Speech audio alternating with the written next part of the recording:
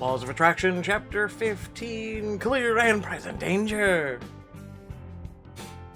The morning after an intruder shot at you and stole Ellie's phone and all your hopes of bringing Peter Koenig to justice, Sadie calls you in her office for a meeting.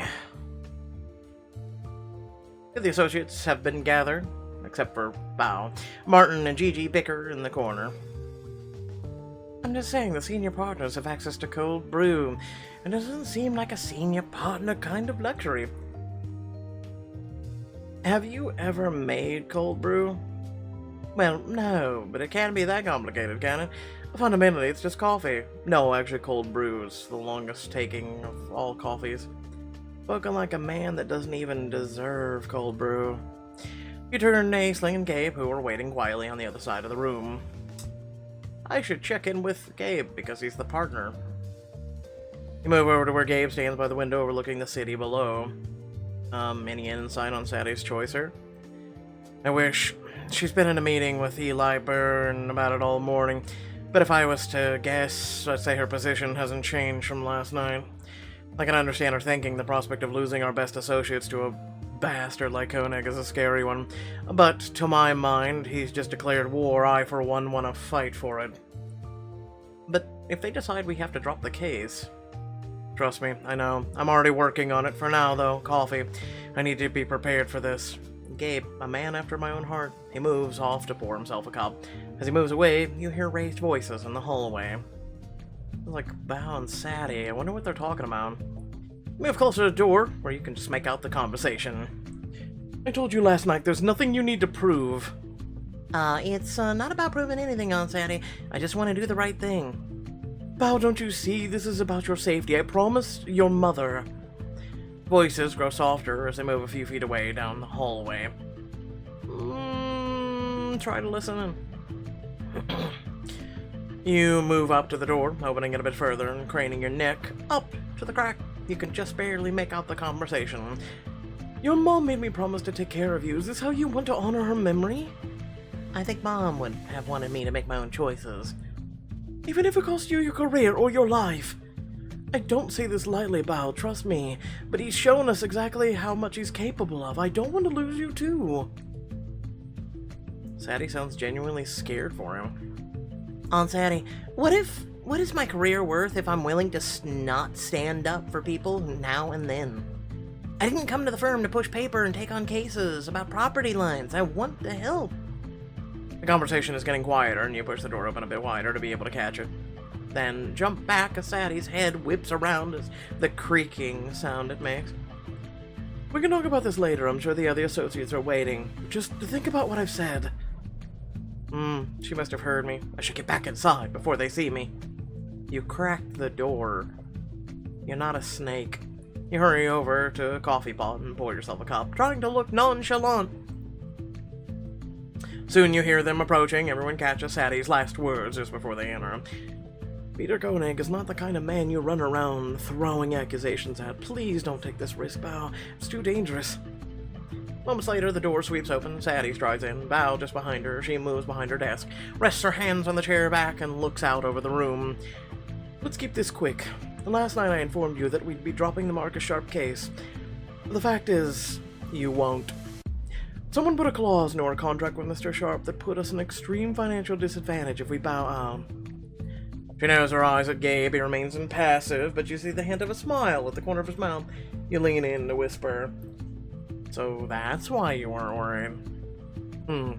A little life lesson I learned from trial. Don't make a move until you're sure you know the outcome.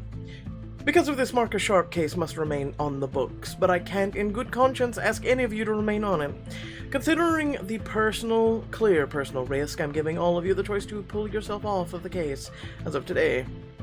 What about the competition? How will this affect our chances of making partner? You have my word that your decision won't impact the competition. We have plenty of other things to judge you on. And on that note, you've already been judged, Martin. You've been judged a weakling. Quinn, you were directly threatened. I'm sure everyone would understand if you wanted to leave this case behind. Of course I'm staying on. It's just getting interesting. I didn't take a job at the best firm in the state to sit around and file all day. Work like this is fascinating, and I may never have a chance to do it again. Taking down a power-hungry CEO is a bonus. I appreciate that you care so deeply about sharpening your legal mind, Quinn, but are you sure that's a wise decision? Would you? No, seriously, would you? Quinn isn't one to speak without thinking. If that's what his decision is, so be it. That's noble, Quinn, but as far as I'm concerned, stupid. I'm a lawyer, not an action star. I didn't sign up to get shot at. The firm should drop the case, but either way, I'm out. Bye. Gabe sets his jaw, but Sadie nods, accepting Martin's reasoning. They both look at Gigi, who wrings her hands.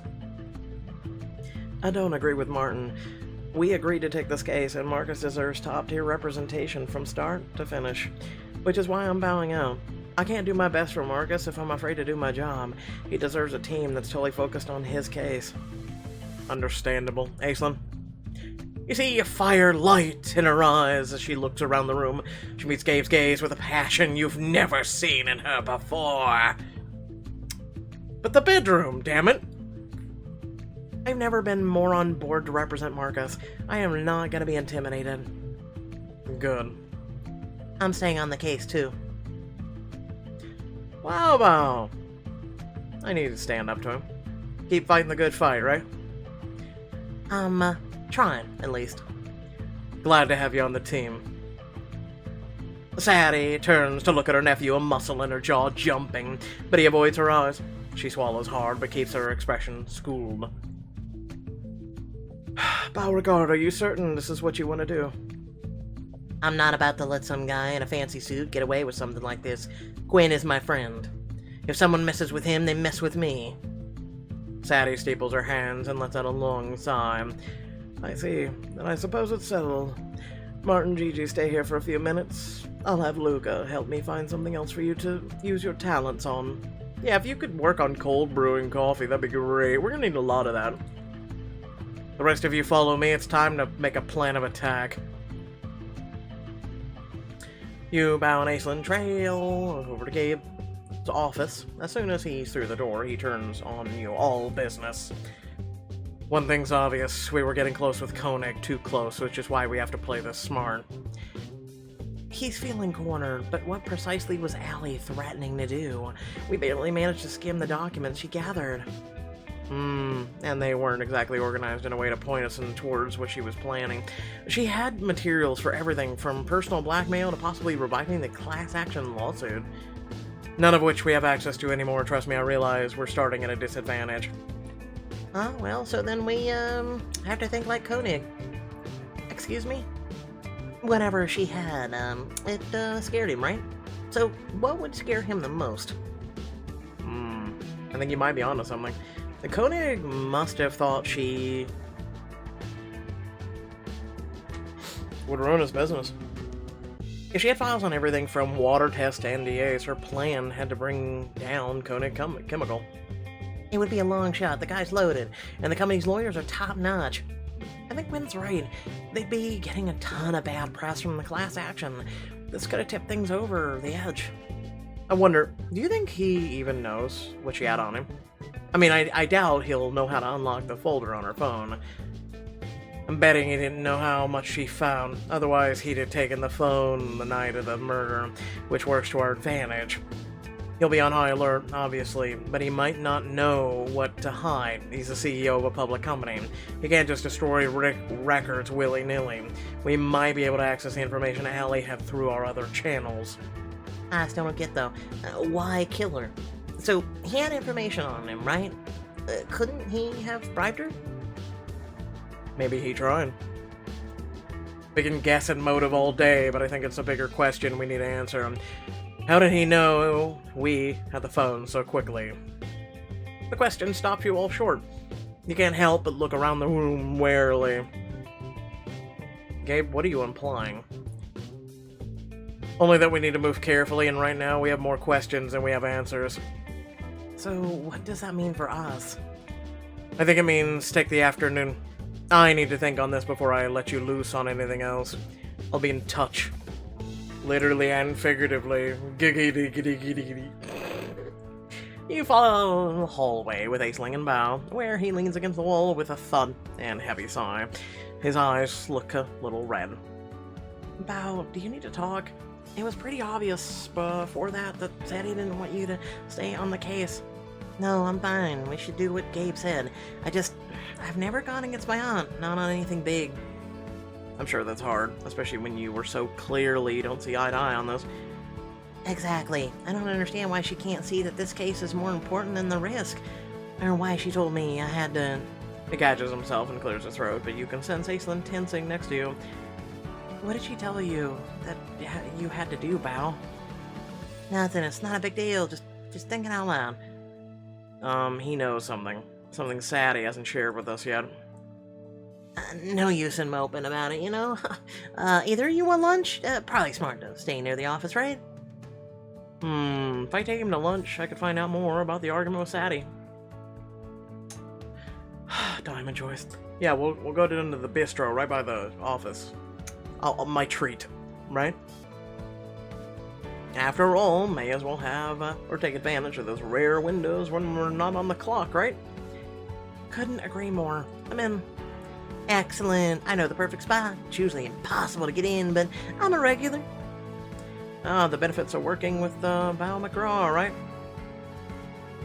You know they're never ending. He brings you to an unassuming brownstone downtown, the interior of which looks like it hasn't changed in decades. The three of you pile into a lush corner booth. Allow me to introduce you to Frankie V's, home to the best New York steaks. You're welcome in advance. Wow.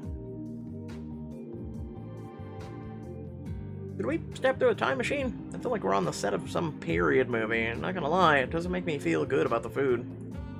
Spoken like a true total noob to the city. This place is old school, sure, but that's why it's awesome. They haven't had to use any gimmicks to keep people coming. They don't do everything, but the stuff they do, they absolutely nail. I think that's kind of cool. One of the waiters brings by a bread basket, the loaf so fresh, steam still rising from the edges. Oh, that's the best kind of bread right there. Oh, and it's just that fresh, soft, moist type. Oh, one thing I absolutely love about throwback places is their bread baskets. I genuinely did not realize how hungry I was. Pass the butter, please. If the bread's done right, you don't need butter. He stares off across the restaurant as you and Aisling butter slices of bread. Finally, with a slight cough, Aisling turns to him. Are you still with us? What? Yeah, sorry. Just thinking about stuff? Specifically, stuff that has to do with whatever Sadie was reaming you out for back there? Is it that obvious? Why don't you tell us what's going on? I mean, I could, but it's not like anything new. My aunt has a lot of opinions, and sometimes they involve me. It's just that sometimes she treats me like a kid, you know? That sounds tough. It's fine. I know everything she does is trying to protect me. Maybe she needs to realize you've grown up. Thank you! I've been trying to tell her that I don't... for I don't know how long. She always just brushes me off. You don't know where to go, where I am, without learning a thing or two. And, like, I get that. I respect that. Still, it's not a reason to try and micromanage your career, so I can guess the decisions you're making. Totally. She's done a lot for me over the years, don't get me wrong. I get that comes from a good place. But she's having a hard time letting go. He nods sorrowfully. She helped me so much over the years. Like, I know doors open for me that didn't open for other people because of her, but I'm not her. It feels like I'm not allowed to make my own decisions or even think for myself. What doesn't she trust with you? Like, because as far as I can tell, you're holding your own with some of the best lawyers around. Well, all kinds of things, honestly. Like, take last night. We were at dinner, and when she heard about the shooting, I wanted to go and see how you guys were. But she was, like, adamant that I couldn't. And then she told me to forget everything our team found on Allie's phone, and the record messages, and just act like none of it existed. She wanted you to forget evidence that tied Koenig to Allie's murder? That sounds pretty suspicious. Why would she tell you to forget about the vital evidence? If anything, she should be asking what you remember. Suspicious is kind of strong. I mean, my aunt knows better than anyone how well connected Koenig is. True. We all saw how easily he steamrolled us on that class action suit. Exactly. Like, we all know evidence of the contaminants in the water didn't just disappear on its own, right? I suppose you have a point there. She might be overreacting a little, but it's only because she doesn't want me to get hurt. So what are you gonna do? Win this damn case for a client. I love my aunt, I trust her, but she's wrong on this one. I think it's a good thing. Finally seeing you grow a backbone. Not for nothing, but it's about time. Oh, come on! You try going against Sadie McGraw on a regular basis and tell me how strong your spine is. For what it's worth, I think you're doing great. You have to start somewhere. I'm glad you're on a team, and Koenig, he'll be sorry for it. Thanks, Quinn. That means a lot. He swallows hard, heat rising to his cheeks. It might be dorky, but working with you has made me, want to be a better person or something. I guess what I mean is, I'm glad I met you. That's not dorky. Promise. You'll learn to clue. Soon the waiter brings you your steaks, and you all dig in. It doesn't take you long to realize he was right. They may not be for everyone, but they're perfect just the way they are. Perfection doesn't exist. When Gabe calls you back a few hours later, you find him in the large conference room surrounded by documents. Did you find something? Not yet, that's why you're here. No offense, but this doesn't really look like treading lightly to me. You step closer to the box of files on the table, wiping away a faint layer of dust over the label. Koenig class action files. Didn't we drop this case? Yes, but there's nothing suspicious about the firm record on the suit following up with its own clients. If Koenig knew about the phone, isn't it likely he'll hear about we're sniffing around this too? He might, if that information leaves this room.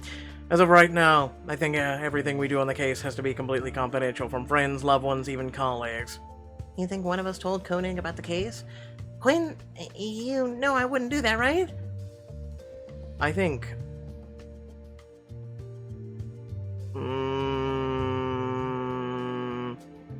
It was someone at the firm. Maybe it wasn't one of us, but can we really say everyone at the firm is airtight? Every paralegal, all the administrative assistants? I mean, it's possible, but my aunt rules this office with an iron fist. If that was the case, we would have had security for the phone. If someone crossed Sadie, she'd blackball them for the rest of their lives. Whoever leaked is either brave or very scared. Or stupid. I know no one in this room leaked, but a paralegal who thinks we underpay them, an associate passed over for a promotion. Those people's motives I can't speak to, so are we agreed that none of us leaves this room? You all nod and turn to the top of the nearest box, falling off the top. Alright, so we're looking into an old case. Why? If Koenig's willing to murder to protect himself, I'm betting he's tried to strong-arm his problems away before. The victims of his company's malfeasance, well, who would be more likely to try to intimidate away? Good point. He did it with Valeska's neighbor, remember? Ah, the one who just happened to die at the perfect moment for Koenig? We should look into that. Right now, his involvement is just conjecture, and exhuming a body in Oklahoma to get real proof might put us on someone's radar. True. Maybe we just stick to the class action witnesses. That is assuming they're willing to talk to us. They've already got their settlements, and the amount was low. Way too low to tempt someone to be quiet. I bet they'd talk. Unless just one of them came to an agreement with Koenig and helped tank the whole case. I guess if one of them sold out their neighbors, we can hope that they might be feeling guilty right about now. Regardless, we need to get someone on the phone and see what our instincts tell us. Quinn, who do you want to call? Alrighty. So we've got Philip. I believe this guy was sus. I got Chris LaPointe. I think he was a solid lead. Adrian Park was a second. And Jess Denny. Hopefully we get to get all four, but we'll see. Let me go with Chris LaPointe. The rancher? Gonna think clearly Koenig's got experience coming to agreements with them. Fire away, Quinn. He picks up on the third ring, and you quickly explain who you are and why you're calling. Ah, Harry, you must have heard about my cows. Is there, new development? More die-offs? Has your water supply been, recontaminated? Well, no, cows are technically all alive. Technically? Well, they're all accounted for, but they're, not all there, if you know what I mean. Sometimes when I get to the barn, they're spooked, like they've seen something horrible. I don't even know how to help them through it. My therapist doesn't work on large game. Do you have any idea what may be causing them distress? Something supernatural, that's all I know. Ghosts don't usually make themselves known to people. Animals are always the first. Oh, Jesus Christ. Yeah, there's ghosts in your barn. We'll send Dean and Sam ASAP. Aislinn grimaces and Bao shakes his head. Thank you for your time, Mr. Lapointe. Call us if you figure out what's bothering your cows. It might be a vampire. You hang up and quickly run through the other witnesses in succession, but none of them has anything out of the ordinary to report. If Koenig sent someone to intimidate any of them, they're covering it pretty well. Maybe we're barking up the wrong tree. If Koenig could make the water test disappear, why risk showing his hand by threatening them? Still, we should check in with all of them, just to be sure. It would only take one of them making a deal with Koenig to tank the case. The only person left to contact is Elijah. Ah, Papa Boy. I like that kid. Oh, for God's sake, if you call him that again, I'm personally kicking you off the case. Quinn, you take point. Gabe, listen, he literally lives in a bubble. He's a bubble boy. There was a movie about it. Shut up. You call Elijah at Red Wing's house, and Elijah himself answers the phone, sounding as bright and positive as ever. Elijah, we're wondering if anyone has talked to you about your family and pursued the lawsuit. Anyone from Koenig Chemical, specifically? I don't think so. I think the only time my mom talked to them was when we did our dispositions. No one strange ever came to the house around them? They might not have said they were from Koenig. Well, there was this one man. Can you tell us more about that, Elijah? Well, I can see that the stream from my bed, and I was stuck there for a long time, right? When I was sick, he came back a few days in a row, but he only seemed interested in the stream, poking around in the water and stuff. He never came to the house or threatened anyone. Did you ever see his face? Did he try to talk to you? I was too far away. I'm sorry if that's not very helpful. I was more worried about my crayfish experiments and who he was. Oh, that's alright. How's your crayfish experiment going? Actually, excellent. I have soil samples for every month from the last 3 years, even the ones when I was in the hospital. Listen, kid, you may inadvertently just save this case. My mom helped a little. My project just got accepted to the state science fair. That's awesome, buddy. I bet you'll win the whole thing. Thanks, Mr. McGraw. I sure hope so. Either way, the science is really interesting. I'm gonna throw something at the screen if they don't figure it out. You all congratulate him and say goodbye once you've hung up. Aislinn sighs. That was a complete dead end. But there's nothing to follow up on either. Still better than nothing. Pile enough circumstantial evidence on this guy and a jury will convict. Not if Koenig's lawyers do their job right, they will. We need solid evidence. The kind that could get us a broad enough a warrant that we'd be able to dig up whatever Allie's found. I still think the class action suit is the best for us to... Suddenly the lights go out and the four of you are plunged into total darkness. Aislinn yelps. Whoa. Hello, what's going on? Do none of you have cell phones with the ability to turn on the flashlight function? Oh, sorry, I didn't realize anyone was in here. You all know how late it is, right? You didn't know anyone was in here, but the light was on and people were in here and they're talking. Okay. Beside you, Gabe shakes his sleeve back to check his watch. We do now, thank you, Ryan. We should get some rest if we want to stay sharp. I'll see you all in the morning, and don't lose too much sleep. We can do this. Bao and Ryan follow Gabe out, but Aislinn lingers behind, opening another box of files. She pulls a few out and then shakes her head. She closes the box and pulls it towards her. There's so much discovery here. I can't help thinking that there's something we just haven't seen yet. Like what? I don't know. My plan is to head home, pour some wine, start digging through all this, and I hope something jumps out at me. I'd love for you to join. Trying to get me back in bed already? Oh, for the love of Christ, Quinn. Not quite. I actually want to do a proper date before slipping back under the covers with you again. Except we didn't slip under the covers, we slept on my desk. What covers? We were in my office. God damn it. You know what I mean. Still, I could use another set of eyes on the company. She knows exactly what to look for in a night in. Sounds perfect. After what we've been through today. Alright, fine, let me put on my leather jacket, let's go. I'm with you. There's no way I'm sleeping yet. Let me just change into something more comfortable before we go. Is there a boutique around here that I didn't know of? I wish. With all the impromptu flights established an outfit in my office, I wanted to have something on hand that I could sleep on and plane in, while still looking fabulous. You always have been good at planning ahead. You change and return to the conference room where her eyes go wide. BFD. Looking very good. Impressed? Trust me, you don't have to try very hard, but I'm enjoying the view. I just hope you looking that good doesn't wind up distracting me from the case. Hold on, let me take off this jacket and shirt. Your place or mine? You're the one with the place out of a magazine. I've actually been dying to visit. Perfect, let's grab a car. You and Aislinn take a cab to your apartment. When she walks in, her jaw actually drops. This is somehow even better than the photos KG sent me. It's pretty nice, huh? Yeah, if only we were doing something more fun. Next time, I promise.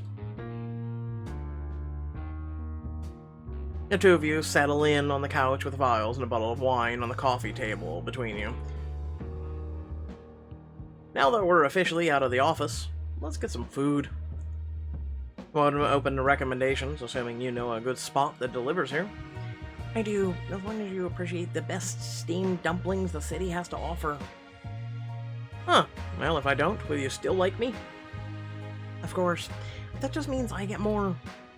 Aislinn taps at her phone for a moment. And ordered. In meantime, let's get started.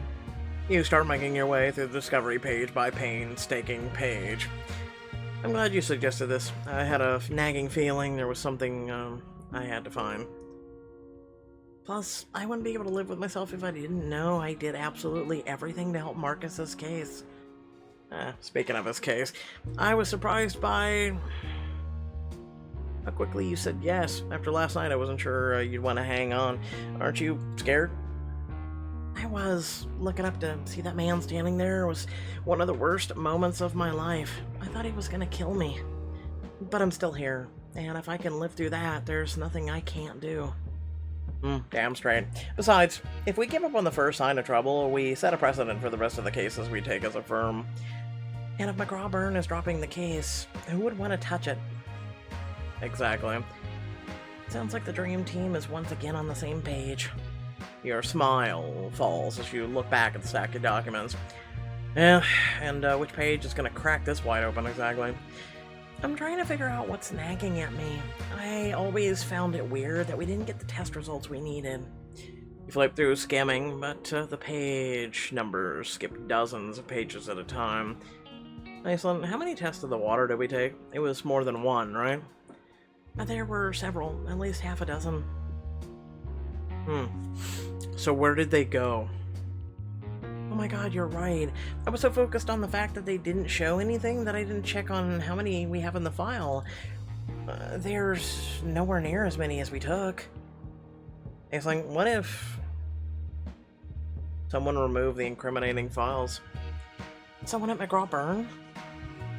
Who else? Unless Koenig hired another person to come in and steal more than just the phone. If we had, it would have taken them hours to locate every relative file. We had multiple tests from multiple sites. You kept this in a storage facility, let's be real. I don't think it was under lock and key. Exactly. It just doesn't make any sense. One of our colleagues must have tampered with this evidence. She pulls out 3 more files, double-checking. All of these files are missing something. A water test, a soil sample, every last one of them. And the person who benefits most from that is Peter Koenig. I think we must have someone working for him in the inside the firm. Oh my god. Excellent look. Your review, the last person to sign out the Koenig documents, Sadie McGraw. That means Sadie made these files disappear. What other explanation could there be? Aislinn looks down at the pile of papers in her lap, shoulders hunched.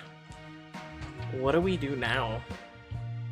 We need to play this very, very smart. Call Gabe, and don't call Bao. It's time we finally get the answers we need.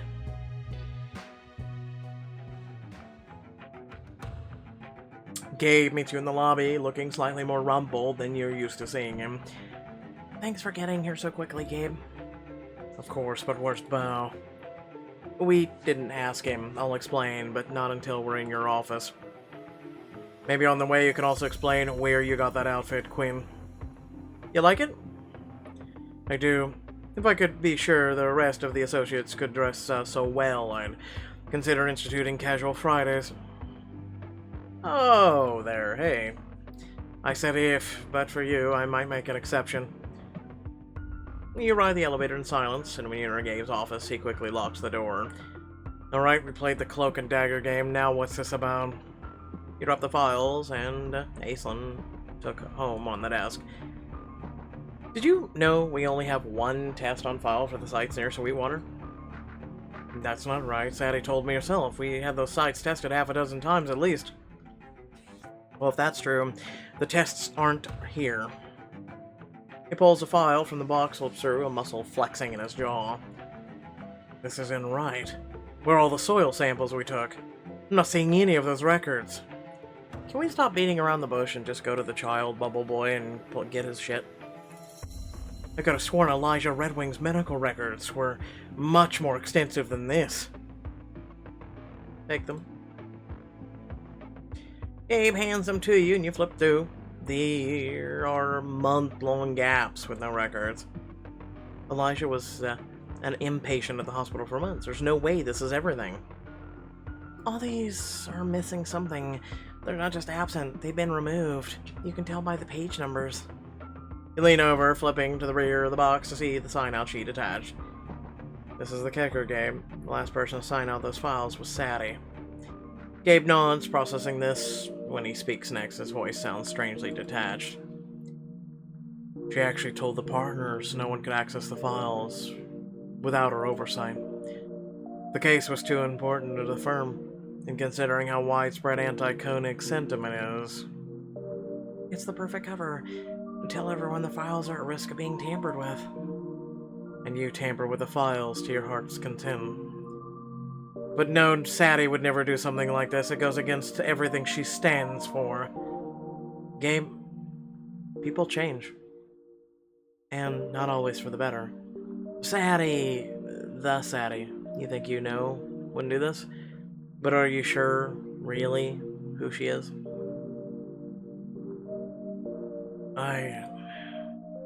He frowns, but the earlier anger has rushed out of him. I've always prided myself on my logic, questioning everything, everyone. I just thought Sadie was different. The real deal. She may have been once, but right now, still. Sadie's had too long and a brilliant career for us to throw her under the bus without considering other possibilities. If it were just the files, there might be some doubt about Sadie's involvement, but it's not just the sign-out. We got lunch with Bao earlier. He said, well, apparently Sadie told him to pretend that Elena's phone records never existed. What? He really told you that? Yeah. You've seen for yourself how insistent she's been about him not being on the case. That's not unusual for the case, with this much danger attached. Sadie was always had a soft spot when it came to him. Maybe, but there's also just too many small things to ignore here, Gabe. Definitely. I mean, think about the timing. We had only just unlocked the encrypted folder when the attacker came after us in the library. A dark cloud passes over his face as he processes it. There are only a handful of people who could have told him we had him and where we'd be. Bao was in the lobby that night. He was meeting Sadie for dinner. And they both would have known where we were and what we were doing. Gigi and Martin weren't in the office, so they couldn't have spilled. Do you think Bao...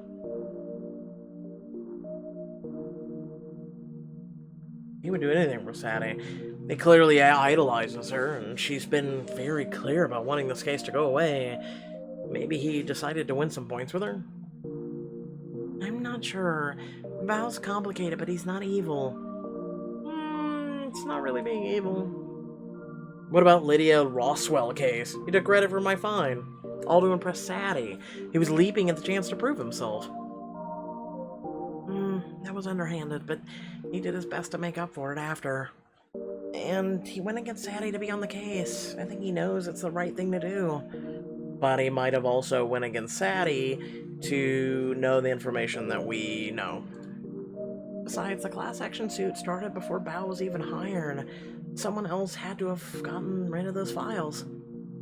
I agree with Aisling. I don't think Bao is the mastermind here. Not a mastermind, but maybe a person of interest. Still, it was wise not to bring him tonight. His loyalty to Sadie runs deep. It's impossible to predict how he'd react to this. Which means the only logical conclusion is that Sadie was behind this. All of this. But why? Marcus was our client. Wheedling over numbers in a class action suit isn't the same as knowingly letting a murderer go free. He pinches the bridge of his nose, shaking his head sorrowfully. You can always tell me I can let emotional cloud my judgment. I think rationally. She sent someone willing to kill to get that phone. And if that's true, there's no telling what else she's capable of. This might be the tip of the iceberg. He sighs heavily, then sets his jaw, fury flickering in his eyes. We have to break into her office and find out where she's keeping those files tonight. Will you join me, Quinn? Me? If you're willing, yes, we need to work fast. So 2 sets of eyes are better, and after last night. If there's any proof that Sadie's been colluding with Koenig, I think you deserve to see it firsthand. I've come so far. Would be a waste not to see it through. I guess we just look at Aisling and just completely ignore her. I'm going with you. If she's behind this, if she was willing to threaten our lives, I want to be there when we nail her for it. For once, I think your passion is the only reasonable response. He reaches behind his desk and snags a keycard from the filing cabinet. He holds it up with a look of pure determination. Let's get going. You have a key to her office? That's lucky. Unless, does that mean we're going down a dead end? Why hide it there if she knew you could get in at any time? Because she knew I'd never use it.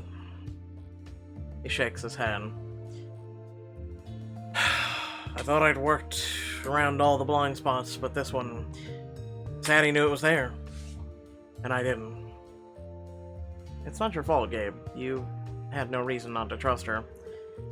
Not then, but now I know better. So we're really doing this? We're breaking into her office? Technically just entering. Still, Aisling, would you like to keep watch while we're in there? If someone shows up, we need time to escape. Consider it done. The 2 of you creep down the eerily silent hallways until you make it into Sadie's office. Gabe swipes the key card over the door and lets you inside. After you start with the bookcases, I'll take the desk. The 2 of you search quickly but carefully, placing every trinket, book, and pin back exactly where you found it.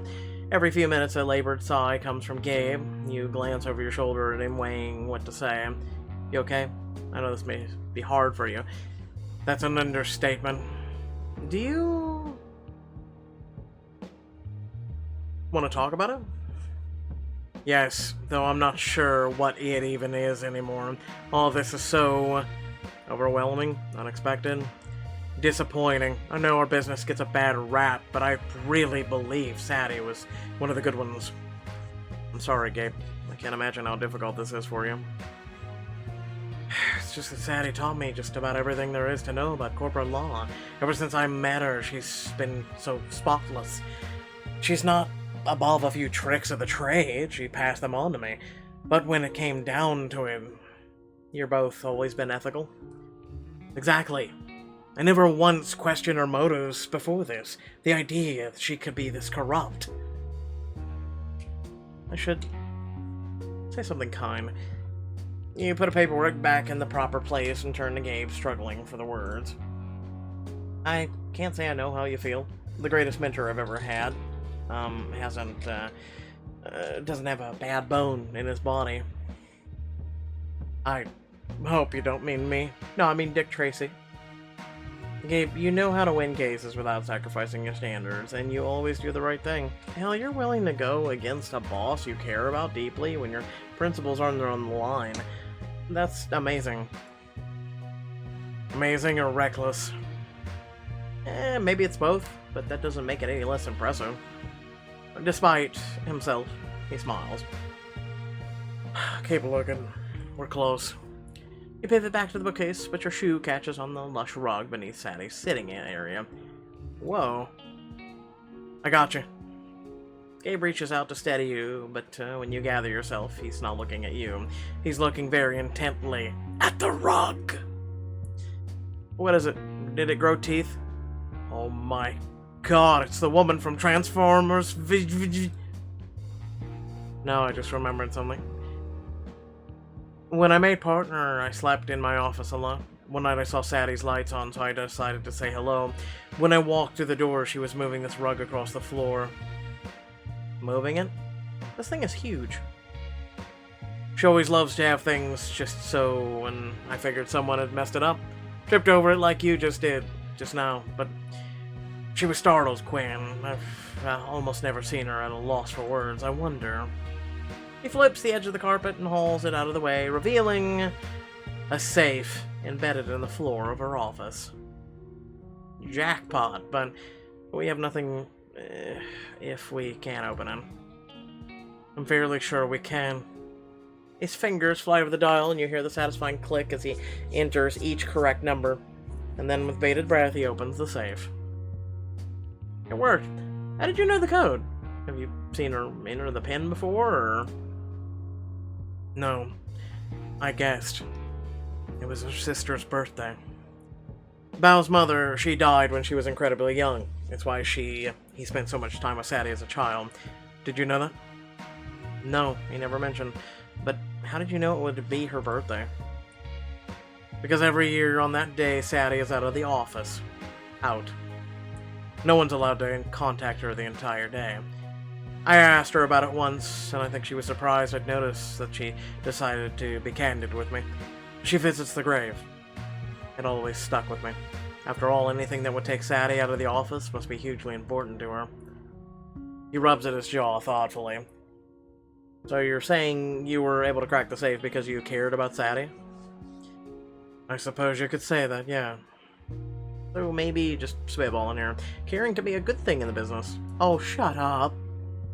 You're subtle as a house on fire, Quinn. Go on. Get it all out. I know you want to. And Gabe, I won't rub it in too much. Your secret's safe with me. Why do I get the feeling that's not true? I promise. I won't tell anyone. But I may have to remind you every so often. Daily, say. I suppose I deserve that. We should finish up here. We've already stayed too long. You turn back to the safe, bracing yourself for what you find. He reaches in and pulls out a piece of crisp, white paper. As he reads, his knuckles whiten, and when he speaks, it's through his teeth. What the hell is this, some kind of sick joke? That bastard offered Sadie a seat on the board of the Juvenile Cancer Prevention Fund. He hands it to you, and you scan the letter. This is a letter from Peter Koenig himself, and look what he wrote at the bottom. I can push this through, if you can make my little problem go away, Peter. Wait, Koenig runs a cancer prevention board? That's the huge irony, isn't it? It's just one of the many forms of soft power he wields. The members control half of the U.S. economy. Offering Sadie a seat at that table, he had to know how enticing it would be to a woman like her. He flipped the letter over. Taped to the back is a small black flash drive.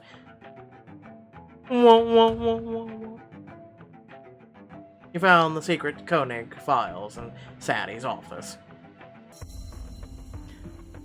You don't have to load the files to know they're all there. You slip the device into your pocket, fuming. I can't believe it. She had them here all along. Why even keep this?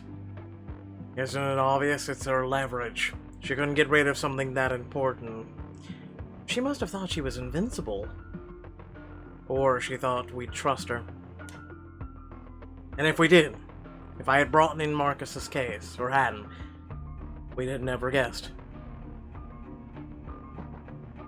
He rubs his temples, but his eyes snag on something else in the safe. What's that? You follow his gaze. Allie's phone. Gabe, this means... Take it and let's get out of here now. With your heart in your throat, you rush out of Sadie's office to meet Aisling. She jumps from a chair, startled to see you. What did you find? A drive that likely contains every last document that mysteriously disappeared from the discovery files on the case action suit. And the official offer from Peter Koenig himself to join the board of the Juvenile Cancer Prevention Fund. Of course. The most powerful people in the country are on that board. Koenig didn't offer her money. He offered access. It gets worse. You hold up the phone, Aisling claps a hand to her mouth. Oh my god, that proves it. Sadie was in league with Koenig all along. She tanked the class action. Now she's trying to get the man off of murder. But she won't. Not if I have anything to say about it. You've only got one chance to clear Marcus's name and obtain justice for Allie. Can you take Sadie down in the final chapter? Final. Wow. That's it? We're tanking this book now? We're literally tanking it. Final chapter? It's the final countdown of a book that wasn't halfway decent, or bad. It was actually halfway decent. Without further ado, thanks for watching. Please remember to like, share, and subscribe. Head down description below, links to social media, Discord, if you'd like to support me and my community. Consider joining our community. What that means is, as someone asked me in a prior comment section, what does that mean? Well, when you subscribe, right? You get notifications, especially if you hit that bell, of when there is content to watch. It's as simple as that. There's no, like, blood oath. There's no, you know, we meet at the dawn of the full moon on the 31st of October and make blood sacrifices. No, it's just that simple. It's you saying, you know what, I enjoyed this content so much that I'm gonna hit a subscribe. I'm gonna become a part of your community, a part of your crew, and it's just that simple. Now, there's other ways to join as well. There's links down below if you want to like or follow our social media accounts where I post on things too, and things not always posted on YouTube. And then there's also links to, say, our Discord, where you can come hang out with me as well as a lot of other people from our community and share things, talk about things, chill out, you know, do a lot of things. And it's just an awesome thing. And you get to be a part of this community, part of this crew, you know. And yeah, it's just nice to have you here. Thanks again for watching. Peace out.